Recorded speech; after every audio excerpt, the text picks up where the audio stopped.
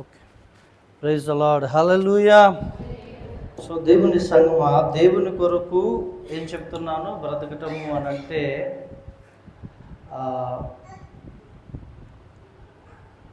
ఆయనకి ఏది ఇష్టమో మనం అది కలిగి జీవించటం. హల్లెలూయా. ఆయనకి ఏది ఇష్టమో అది మనం కలిగి జీవించటం. సో మన జీవితంలో రక్షింపబడినటువంటి మనము, జాగ్రత్తగా వినండి, రక్షింపబడినటువంటి మనము ఆయన సన్నిధిలో ఆయన కోసము బ్రతకాలి అనేటటువంటి తపన ఉన్నప్పుడే మనం నిజంగా యేసు ప్రభు మీద ఒక దృష్టి కలిగి ఉంటాం. అర్థమవుతుందా మీకు? ఆయన కొరకు జీవించాలి అనే ఆశ ఉన్నప్పుడే ఆయనను గురించి కనీసం మనం ఆలోచించటం ప్రారంభిస్తాం. మనిషి జీవితము అల్పమైంది. ఎప్పుడు ఈ కాలంలోనైతే ఎవరు ఎప్పుడు ఉంటారో ఊడతారో తెలియదు కూడా. అల్పమైంది, అంత అల్పమైంది వాస్తవం. ఎందుకంటే మనం అపాయకరమైన దినాల్లో, అంత్య దినాల్లో ఉన్నాం. దేవుడు మనకి ఒక మంచి అవకాశం ఇచ్చాడు. ఏంటి అది అనంటే, యేసు ప్రభువుని కలిగి ఆయన్ని పోలి బ్రతకటం. హల్లెలూయా. ప్రభు పరిసయ్యులతో, శాస్త్రులతో చెప్పాడు, మీరు పెదవులతోటి మాటలతోటి కాదు, క్రియలతోటి నన్ను వెంబడించండి అని ఆ దినాల్లో ప్రభు చెప్పాడు. హల్లెలూయా, ప్రైజ్ ది లార్డ్. సో మనము పెదవులతో ప్రభువుని స్తుతిస్తే అది ఇక్కడ మట్టుకే ఆగిపోయింది. జీవితము అనేది ప్రభు కోరుకుంటున్నాడు. హల్లెలూయా. జీవితం ఎంత పొడుగు మాటలైనా చెప్పగలుగుతాం, కానీ కార్యం అనేది చేస్తున్నామా లేదా? క్రియలు అనేటివి ఉన్నాయా లేవా? ఇద్దరు వ్యక్తుల్ని దేవుడు మన ముందు పెట్టాడు. ఎవరు? ఒకడు పెద్ద కుమారుడు, ఇంకొకడు చిన్న కుమారుడు. పెద్ద ఆయన అంటాడు, తండ్రి నేను వెళ్తాను, నువ్వు చెప్పిన పొలానికి నేను వెళ్ళి పని చేసి వస్తాను అంటాడు. ఓ తండ్రి బాగా సంతోషిస్తాడు, కానీ వాడు పోడు. చిన్నవాడు అంటాడు, నేను పోను, నేను చేయను అంటాడు. కానీ వాడు మనసు మార్చుకొని వెళ్ళి పని చేస్తాడు. దేవునికి కావలసింది, దేవుడు ఇష్టపడేది, దేవుడు కోరుకునేది పని చేసేవారు. చెప్పండి, చెప్పట్లేదు మీరు? పని చేసేవారు. మన జీవితంలో దేవుని కొరకు ఒక స్టెప్ మనం వెయ్యాలండి. ఆయన కొరకు ఒక స్టెప్ మనం వెయ్యాలి. వెయ్యకుండా దేవుని నుండి నాకు ఏమొస్తుంది అని నువ్వు ఆయన్ని వెంబడిస్తే, జాగ్రత్తగా వినండి, యేసు ప్రభువు నుండి నాకేమొస్తుంది అని కనుక నువ్వు యేసు ప్రభువుని వెంబడిస్తే అది దొరికేంత వరకే నువ్వు ఆయన్ని ప్రేమిస్తావు. అది స్వార్థపూరితమైన ప్రేమ, ఆశించి ఇచ్చే ప్రేమ అది. కానీ నిజంగా దేవుణ్ణి ప్రేమించేవారు, నువ్వు నాకేమి ఇచ్చినా ఇవ్వకపోయినా ప్రభు పర్లేదు, కానీ నాకు నువ్వే కావాలి, నిన్నే నేను ప్రేమిస్తానని కష్టమైన, శ్రమైన, బాధైన ఆయన కొరకు వెంబడిస్తాడు. హల్లెలూయా. ఒక యేసు ప్రభు ఒక మార్గంలో వెళ్తున్నాడండి. ఒక మార్గంలో వెళ్తుంటే ఒక మంచి భక్తిపరుడు వచ్చాడు యేసు ప్రభు ఎదురుకి. ఒక మంచి భక్తిపరుడు వచ్చాడు. కొన్ని విషయాలు చెప్పి నేను దేవుని వాక్యంలోనికి వెళ్తాను. సద్బోధకుడా, సత్పురుషుడా, నిత్య జీవంలోనికి ప్రవేశించాలంటే నేను ఏ మంచి కార్యం చేయాలంటే ప్రభు అన్నాడు, నరహత్య చేయొద్దు, దొంగతనం చేయొద్దు, వ్యభిచారం చేయొద్దు, తల్లిదండ్రులను సన్మానించు, 10 ఆజ్ఞలు చెప్తే బాల్యము నుండే నేను ఇవన్నీ అనుసరిస్తున్నా అన్నాడు. హల్లెలూయా. బాల్యము నుండే. ఇటు చూడండి సిస్టర్, ఇటువైపు చూడండి, తర్వాత ధ్యానెత్తులే. ఒక్క మాట మిస్ అయినా అది తప్పిపోయింది. ఇటువైపు చూడండి, బైబిల్ తర్వాత నేను చెప్పినప్పుడు బైబిల్ ముఖాలు చూడండి ఎవరైనా. అప్పటి వరకు నా ముఖం బాగున్నా లేకపోయినా నా ముఖం చూడండి, ఓకేనా? వచ్చాడు, వచ్చి ఏమన్నాడు, సద్బోధకుడా, నిత్య జీవమునకు వారసు చెప్పాడు. ఇదిగో ధర్మశాస్త్రం లేదా ఈ 10 ఆజ్ఞలు, బాల్యం నుండే వీటన్నిటిని నేను అనుసరించి వస్తున్నాను. అయితే ప్రభు అన్నాడు, అతన్ని ప్రేమించి నీకు ఒక్కటి కొదువుగా ఉంది. అందరూ చెప్పండి, ఎన్ని కొదువుగా ఉన్నాయి? అందరూ చెప్పాలి బ్రదర్. ఒకటి కొదువుగా ఉంది. యేసు అతన్ని ప్రేమించి అంటున్నారు, నీ ఆస్తిని అమ్మి బీదలకి పంచి నన్ను వెంబడించన్నాడు. ఈరోజు మిమ్మల్ని నేను అడుగుతున్నాను, దేవుని పని కొరకు దేవుడు నీతో ఎన్నోసార్లు సువార్త చేయాలని మాట్లాడుతున్నాడు, దేవుని పని చేయాలని మాట్లాడుతున్నాడు, దేవుని సేవలో నువ్వు పాలుభాగస్తురాలి కావాలని మాట్లాడుతుంటే నీవు కొన్ని విడిచిపెట్టడానికి అడ్డుగా ఉన్నాయని తెలిసి కూడా వాటిని నువ్వు అడ్డు పెట్టుకుంటే నువ్వు నిజముగా దేవుణ్ణి ప్రేమిస్తున్నావా? హలో, ఈయన ఆజ్ఞలన్నీ పాటిస్తున్నాడు, యవనస్తుడు అన్నీ పాటిస్తున్నాడు. నేను నిత్య జీవంలో ప్రవేశించడానికి ఏ మంచి కార్యం చేయాలని ఆయనే అడిగాడు. ప్రభు అన్నాడు, నీకున్నది అమ్మి నన్ను వెంబడించి నీకు ప్రతిఫలంలో గొప్ప ఫలం కలుగునన్నా.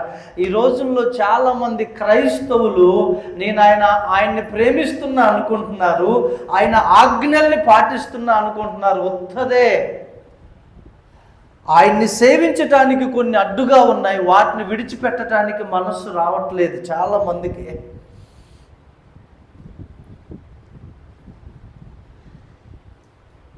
ఆదివారము ఒకటే కాదండి, నీ జీవితంలో దేవుణ్ణి సేవించటానికి, హృదయపూర్వకంగా దేవుణ్ణి ప్రేమించటానికి ఏది అడ్డుపడుతుంది?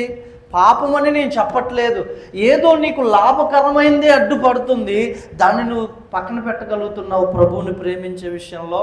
శిష్యులు ఏం చేశారు తెలుసా? వారి వలలు అనగా వారి జీవనాధారం అంతా, హల్లెలూయా, ఇక్కడ స్టార్ట్ అయింది. జాగ్రత్త, మీ మీదికి రాకుండా అందరూ జాగ్రత్తగా ఉండండి, అది స్టార్ట్ అవుతూ ఉంటుంది అప్పుడప్పుడు. హల్లెలూయా. అయితే వలలన్నీ విడిచిపెట్టి యేసు ప్రభువుని వెంబడించాడు. నేను మీ జీవనాధారం విడిచిపెట్టమని చెప్పట్లేదు, ఒకవేళ ప్రభువు చెప్తే నిశ్చయంగా విడిచిపెట్టండి. హల్లెలూయా. నేనేమన్నా అంటే, కొన్నిసార్లు ఏదైతే దేవుణ్ణి నువ్వు ప్రార్థించటానికి, వెంబడించటానికి, ఆయన సన్నిధికి వెళ్ళటానికి, ఆయన సువార్త ప్రకటించటానికి, ఇందాక రాహేలమ్మ గారు ఓ సాక్ష్యం చెప్పారు. నాకు దేవుడు ఇప్పటికి నాకు తెలిసి నాకు చెప్పే ఒక 3-4 సార్లు చెప్పుంటారు, దేవుడు సువార్త కొరకు నన్ను పిలిచే. వాస్తవంగా ఆమెకి లైఫ్నిచ్చింది దాని కొరకే దేవుడు. నేనేమన్నానంటే, ఒక వ్యక్తితో దేవుడు పదే పదే మాట్లాడు, 2 లేదా 3 సార్లు మాట్లాడతాడు, లోపడకపోతే ఆ కృప ఇంకొకరి మీదకి వెళ్తుంది. హల్లెలూయా. నువ్వు ఆదివారం మందిరానికి రావడానికి నాకు చాలా ఆటంకాలు ఉన్నాయి. మీరు చూడండి, మన సంఘంలో ఎంతమంది ఉన్నారు? ఒక్క ఆదివారం తప్పిస్తే చాలా, ఆటోమేటిక్గా 2వ ఆదివారానికి దెయ్యము పునాది వేస్తాడు. నా మాట అబద్ధం కాదు, ఇది నిజం. ఒక్క ఆదివారము తప్పిస్తేనండి 2వ ఆదివారానికి సాతానుగాడు ప్లాన్స్ సిద్ధపరిచి ఉంచుతాడు. ఆ ఆదివారం తప్పిన తర్వాత మళ్ళీ అన్నీ కామైపోతాయి, ఏముండవు, అన్నీ కామైపోతాయి. నువ్వు దేవుణ్ణి ప్రేమించే వ్యక్తివైతే కఠినం చేసుకుంటావు నీ ఇష్టాన్ని, నాకు ప్రభువే ముఖ్యమంటావు. హల్లెలూయా. దేవుడు అన్నాడు, ఆ వ్యక్తి లోపడ్డాడా ధనవంతుడైనందుకు? ఏం చేశాడు? అమ్మ ముఖం చిన్నబుచ్చుకొని, కొన్నిసార్లు సేవకుడు ఉన్నట్లుగా మాట్లాడితే మీ ముఖాలు చిన్నబుచ్చుతాయి, ముఖం మార్చేస్తారు, అలుగుతారు, నన్నే అన్నాడు అంటారు. నో, ఒక కొటేషన్ నేను చదివాను నిన్నటి దినాన, ఎవరైతే గద్దింపును, శిక్షను తృణీకరించకుండా దాన్ని అంగీకరించే వారుగా ఉంటారో వారినంట దేవుడు ఘనపరుస్తాడంట. హల్లెలూయా. ఎవరైతే నన్నంటాడా అని తృణీకరిస్తారో వాళ్ళ లైఫ్ అప్పటి నుంచి పతనం. అందుకనే ప్రభు అన్నాడు, శిక్షను ప్రేమించండి. హల్లెలూయా. తండ్రి తనకిష్టుడైన కుమారుణ్ణి శిక్షించను కదా, అయితే నేను మిమ్మల్ని శిక్షిస్తా అంటాడు ప్రభు. హల్లెలూయా. మొన్నటి దినాన పోయిన బల్లారాధనకి సీతారాంపురం నుంచి కొంతమంది వచ్చారు, అందులో ఒక వ్యక్తి కూడా వచ్చాడు. అందరూ బల్లలో చేయి వేస్తుంటే ఆయనకి ఎన్న బల్లో అక్కడ ఉన్న ఆయన్ని తీసుకొచ్చిన వాళ్ళు కూడా అన్న బలలో చేవేయాలన్నారు, వెళ్ళండి తీసుకోండి రొట్టె ద్రాక్షరసం అంటే ఆయన నన్ను స్పెషల్గా పిలవలే, మన్ను పిలవలే అని ఏం చేశాడు, ఆయన అలిగి వెళ్ళిపోయాడు. ఆయన అలిగి వెళ్ళి నాకు మొఖ కౌలికలు అర్థమైతేగా, ముఖాలు చిన్నబుచ్చుట, ఎవరి ముఖం ఎట్లా చిన్న నేను కబురు పెట్టి పంపించి ఒక పిల్లోని పంపిస్తే రాలే, నన్ను పిలవడా, మాకు ఇవ్వడా అని నా మీద నిందమో వెళ్ళాడు. నేను అప్పుడే అనుకున్నా, అయ్యో అయ్యో అయ్యో ఎందుకు ఇలా. మీరు ఎవరు నా జీవితంలో స్టార్టింగ్ నుంచి నేను చూస్తున్న దేవుని సంగమా, మీరు నమ్మినా నమ్మకపోయినా, నా విషయంలో ఎవరైనా నింద మోపినా అన్యాయంగా అన్నా ఇమీడియట్లీ దేవుడు వాళ్ళని గద్దిస్తాడు. అదేంటో నాకు తెలియదు, దేవుడు మరి నా మీద ఉన్న ప్రేమ ఏంటో తెలియదు. 2వ వారానికి సింపుల్గా ఎవరు వచ్చి గుద్దారు, కాళ్ళు ఇరిగిపోయినాయి, ఇప్పుడు హాస్పిటల్లో ఉన్నారు. నేనేమన్నానంటే, ఎందుకు మనం ప్రభువుని చూడట్లేదు, మనుషుల్ని ఎందుకు చూస్తున్నాము? హల్లెలూయా. నేను ఒకటే ఆశపడతా, పరలోకము చేరే భక్తి నువ్వు చేయకుండా మందిరంలో కూర్చోవటం నీ సమయం వేస్ట్. అర్థమైందా? మళ్ళొకసారి రిపీట్ చేయనా? పరలోకములో చేరే భక్తి నీవు కానీ నేను కానీ చేయనప్పుడు మనము దేవుని మందిరానికి వచ్చి కూర్చోవటం మన సమయం వేస్ట్ అండి. ఇలా చెప్పినందుకే 70 మంది శిష్యుల్లో 52 మంది ఆయన విడిచి వెళ్ళిపోయారు, 12 మంది ఆయన వెంబడించారు. హల్లెలూయా. ఎప్పుడైనా చూడండి, యేసు ప్రభు 7వ అధ్యాయంలో చెప్పాడు, ఏమని చెప్పాడు? మత్తయి సువార్తలో, ఇరుకు ద్వారమున ప్రవేశించ పోరాడుడి, నాశనమునకు పోవు ద్వారము విశాలము, అది ఎడల్పు, దాని ద్వారా ఎంతమంది అయినా వెళ్తారు. ఏమండి, పెళ్లి ఫంక్షన్ ఎక్కడో జరుగుతుందంటే వెళ్ళరా? బొచ్చిన మంది వెళ్తారు. అది ఉపవాస ప్రార్థన అనండి, వస్తారా? వేళ్ళ మీద లెక్క పెట్టాలి. ఆల్ నైట్ ప్రేయర్ అనుకోండి, వస్తాడా? నేను ఒకటి అంటాను మీతోటి, నాతో ఎవ్వరు కూడా మీరు నాకు చెప్పాలని నేను ఆశపడినా, దేవునికి మీరు రెస్పాన్సిబిలిటీగా ఉన్నారని గ్రహించండి. హల్లెలూయా. ఒకటండి, సేవకుని సంతోషపెడితే ఏమవుతుంది? నేను మీకు డబ్బులు ఇస్తానా? మనం ఎవరిని సంతోషపెట్టాలి? దేవుణ్ణి. నీ విషయమై దేవుడు సంతోషంగా ఉన్నాడా? హల్లెలూయా. పాపం చేయాలంటే వెడల్పు ద్వారా ఎంతో చేయగలం మనం. పాపం మోసం చేయొచ్చు, డబ్బు సంపాదించవచ్చు, ఇతరులని హింసించవచ్చు, మన సాటిస్ఫాక్షన్ కొరకు, మన ఆనందం కొరకు ఇతరులని కొట్టవచ్చు, గాయపరచవచ్చు, ఎగతాళి చేయొచ్చు, ఏదైనా చేయొచ్చు. కానీ ఆ దారి ఎక్కడికి పోయిద్దంట? ఎక్కడికి వెళ్తుందంట ఆ దారి? చెప్పట్లేదు మీరు. హైదరాబాద్ పోయిద్దా? ఎక్కడికి పోయిద్ది మరి? విశాలమైన దారి ఎక్కడికి పోయిద్దంట అంటే అది నరకానికి, నాశనమునకు. కానీ ఇరుకు, అమ్మో బీడీ తాకూడదు నాయనో, ఇరుకు. బూతు మాటలు తిట్టొద్దు, అమ్మో ఇరుకు. మోసం చేయకూడదు, ఒక లంచం వచ్చి ఇస్తాడు, ఏం కాదు పర్లే, అమ్మో తీసుకోకూడదు. ఇంకొకటి ఏదో అంటే ఇవన్నీ ప్రభు చూస్తాడు మనల్ని. కాబట్టి మన మనస్సాక్షి ఏమంటుందంటే గద్దిస్తుంది, నువ్వు ఇది నీకు లాభమే, కానీ ఇది నిన్ను దోషిగా చేస్తుంది, నువ్వు దాని జోలికి వెళ్ళొద్దా. హల్లెలూయా. ప్రతి వృత్తిలో, ప్రతి ఉద్యోగంలో, డబ్బు విషయంలో మోసపోయే కార్యాలు నీ ఎదుటికి వస్తాయి. వాటిని నువ్వు విసర్జించాలి. హల్లెలూయా. హల్లెలూయా. అప్పుడు మాత్రమే మనము దేవుణ్ణి ప్రేమించినట్లు, ఆయనను సంతోషపరచునట్లు ఈ హృదయం మనము కలిగి ఉండాలి. హల్లెలూయా. హల్లెలూయా. మనుషుల్ని సంతోషపెట్టడానికి, బంధువుల్ని సంతోషపెట్టడానికి మనం కొన్ని కార్యాలు చేశామనుకోండి, మనుషులు నీ బంధువులు సంతోషపెడతారు కానీ ఎవరు దుఃఖపడతారండి? నువ్వు నవధాన్యాలు వేసావనుకో, పునాదిలో బంధువులందరూ ఆహా ఓహో అంటారు, పాలకర్ర చెక్క కర్ర తెచ్చి పెడతావు, నువ్వు దేవునికి ప్రాధాన్యత ఇవ్వవు, వాటికి 9 విత్తనాలకి ఒక కర్రకి నువ్వు ప్రాధాన్యత ఇస్తావు, దేవుడు సంతోషిస్తాడా? మరి ఎవరు సంతోషిస్తారు? నీ బంధువులు సంతోషిస్తారు. దేవుని స్తోత్ర. కొన్నిసార్లు కొంతమంది అమ్మో మంగళవారం మనం ఏ పని చేయకూడదు, శుభకార్యాలు చేయకూడదు, శనివారం శుభకార్యాలు చేయకూడదు. ఎవడు చెప్పాడు నీకు?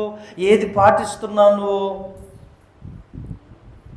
మంగళవారం మంచిది కాదు అన్నప్పుడు ఆ రోజు భోజనం కూడా చేయకూడదు, అవునా కదా చెప్పండి? దేవుణ్ణి ప్రేమించే మనము సమస్తము మంచి రోజులే. హల్లెలూయా. ఇవి నీలో ఇంకా గూడు కట్టుకొని ఉన్నప్పుడు నేను చెప్తాను, నువ్వు నిజముగా ప్రభువుని ప్రేమించట్లే, ఏదో యాక్టింగ్ చేస్తున్నావు, ఆయన దగ్గర నుంచి ఏదో వస్తుందని అంతే. ఇది నిజమండి, అవునా కదా చెప్పండి? ఒకరి దగ్గర నుంచి మనం అది దొరికేంత వరకు, వాడు అది ఇచ్చేంత వరకు కొంచెం ఓపిక కలిగి ఉండు. ఆ పని జరగని అప్పుడు నేను యేసు స్వరూపం చెప్పు అంటే అప్పటి వరకు వీడు చూపించే ప్రేమ నిజమైందా, యాక్టింగా, నటిస్తున్నాడు అంతే. అది రాగానే ఒరిజినాలిటీ బయటకు వస్తుంది. మనం అలా ఉండకూడదు. యేసు ప్రభు ఆయన్ని పొడిచే వారిని కూడా మనస్ఫూర్తిగా ప్రేమించాడు. హల్లెలూయా, హల్లెలూయా. ఆయన ముఖం మీద ఉమ్మేవారిని కూడా క్షమించి మనస్ఫూర్తిగా క్షమించాడు. నేను అంటాను, మనం అంత్య దినాల్లో ఉన్న ప్రియ దేవుని బిడ్డలారా, నీవు దేవుణ్ణి సేవించటానికి కొన్నిసార్లు నేను వింటాను, మేము సువార్త అలా చేయాలి, ఇలా చేయాలి, అక్కడికి వెళ్ళాలి, ఇక్కడికి వెళ్ళాలి, మమ్మల్ని దేవుడు అందుకే పిలిచాడు. కరెక్టే, వాస్తవమే, అది వాస్తవమే. నేనండి అసలు కరెక్ట్గా నాకు సపోర్ట్ ఉంటే నేను పాస్టర్ని అయ్యేదాన్ని, నేను పాస్టర్ గారిని అయ్యేవాడిని. కరెక్టే, నిజమే. కానీ ఎందుకు తెలిసి కూడా ఇప్పటికీ ఆ అడ్డుగా లేదా నీకు ఏదైతే లాభముగా ఉందో ఎందుకు దాన్ని నువ్వు తొలగించుకోలేకపోతున్నావు? అంటే దేవుని కంటే ఈ లాభమే నీకు ప్రేమ, ఇష్టమా అని దేవుడు అడుగుతున్నాడండి. దేవుడు అడుగుతున్నాడు. పౌలేమన్నాడు? ఏవేవి, ఒకసారి ఆ మాట చదవండి, నాకు లాభకరములైనవో. ఇప్పుడు చూడండి అందరు బైబిల్లో ఎక్కడుందమ్మా మాట? వాటన్నిటిని నేను క్రీస్తు నిమిత్తము నష్టముగా ఎంచుకొనుచున్నాను అన్నాడు. అంతేనా అండి? చూడండి 11వ వచనం, ఫిలిప్పీ 3:11.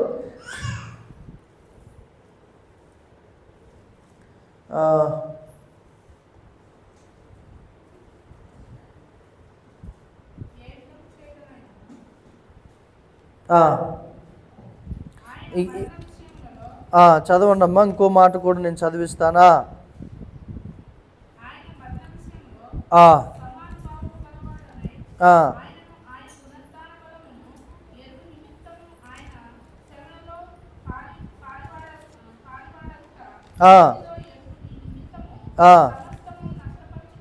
చూడండి, సమస్తమును నష్టపరుచుకొని, చూడండి, వాటిని పెంటతో సమానముగా ఎంచుకొనుచున్నాను. హల్లెలూయా, హల్లెలూయా. ఇంకొక దగ్గర పౌలు ఏమంటాడంటే, నాకు ఏవేవి లాభకరముగా ఉన్నవో వాటన్నిటినీ నేను క్రీస్తు నిమిత్తము నష్టముగా ఎంచుకొనుచున్నాను అంటాడు. దేవునికి స్తోత్రం కలుగును గాక. హల్లెలూయా. అంటే మనము సంతోషపరచవలసింది ఎవరిని చెప్పండి? దేవుణ్ణి. నేనేమన్నా అంటే, మనము దేవుణ్ణి సంతోషపరచాలి అని నోటి మాటలతో చెప్పకూడదు, మన క్రియల ద్వారా, మన జీవితం ద్వారా దేవునికి చూపించాలి. హల్లెలూయా. అర్థమవుతుందా? కాబట్టి నేనేమన్నా అంటే, ఫస్ట్ మన హృదయం మార్చుకుందాం. ఏం మార్చుకుందాం? హృదయం మార్చబడితే మన శరీరము ఏది చెప్తే హృదయం అది చేస్తుంది. నువ్వు ఏ ఒక్క చిన్న విషయంలో, దేవుణ్ణి ఘనపరిచే విషయంలో, ప్రేమించే విషయంలో రాజీ పడ్డావా, పెద్ద పెద్ద విషయాల్లో కూడా రాజీ పడి వెళ్ళిపోతావు. హల్లెలూయా. కాబట్టి మనం ప్రభువుని ప్రేమిద్దాం. ఆమేన్. జకరియా గ్రంథం చూద్దాం, దేవుని వాక్యంలోనికి వెళ్దాం. జకరియా పుస్తకం 3వ అధ్యాయము